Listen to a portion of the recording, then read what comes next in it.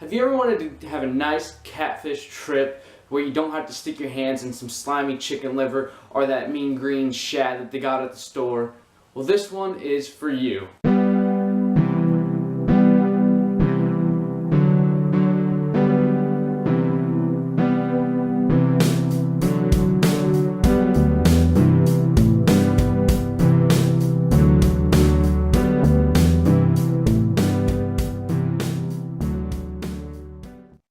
Baitfish. It might have been kind of obvious, but if you're a catfisherman, you might not have the proper stuff to go bait fishing.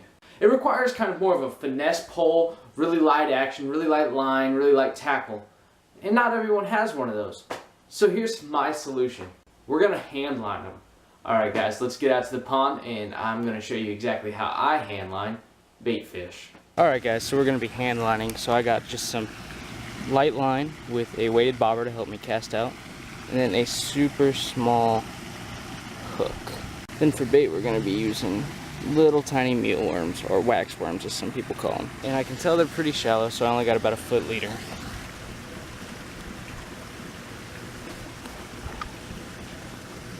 Oh, pop right up.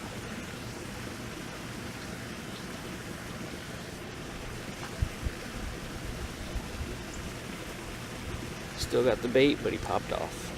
So the reason I'm fishing here is because, one, I know they're here. Two, they're here because of that little inlet right there. They like the outlet right there because it pushes all the bugs and the algae and all the edible stuff that they love to eat up against it. So it's just like a giant buffet to them. Very pretty little pumpkin seed. The whole idea right now is, oh,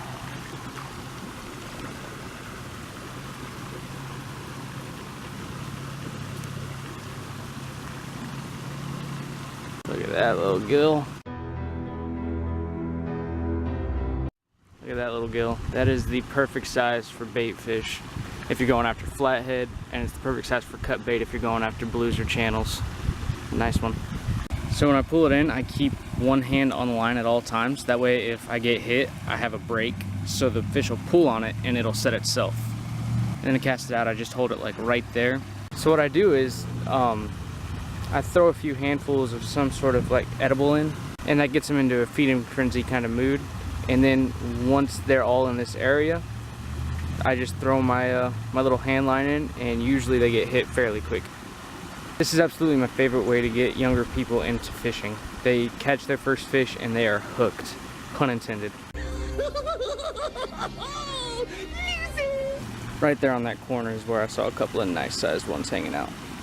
So I'm tired of getting my bait stole, so that's actually, I just J-hooked the worm. It's gonna help my hookup ratio, and it's a lot harder for them to take my bait. So I just got a hit, my bait is still on mostly, and he did stay on a lot longer. And something about coming over for oysters. Yeah, I talked to him and he said that we were going to a place with a lot of stocked ponds with catfish, and so I'm at 3 fish right now. If I can get one more, I'd be set, and then just bring it to the side and throw it out. As simple as that. But I have 3 now, so I'm not too worried. Let's let him run with it for a little bit. There we go, there he is.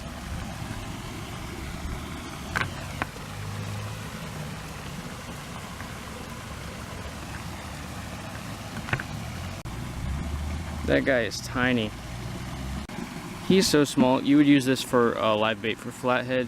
I'm not going to use him for my fresh cut bait. So we're going to throw him back in a different part of the pond so he doesn't keep nibbling on my thing.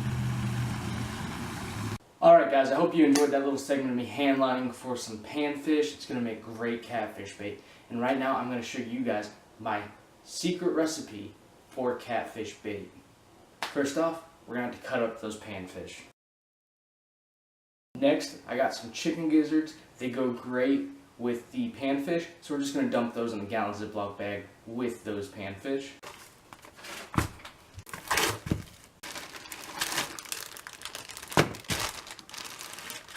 Now the reason I'm choosing chicken gizzards over chicken liver is because it has the same kind of scent, but it's a lot hardier and it's almost impossible for the fish to take it off the hook. so it's definitely a great choice. If you haven't tried it, definitely give it a go. So next up is beef liver. Beef liver contains a lot of iron, and iron is what gives that blood the distinctive smell that it has. So by adding it in, it's going to make it a really bloody smell, which catfish will just go crazy for.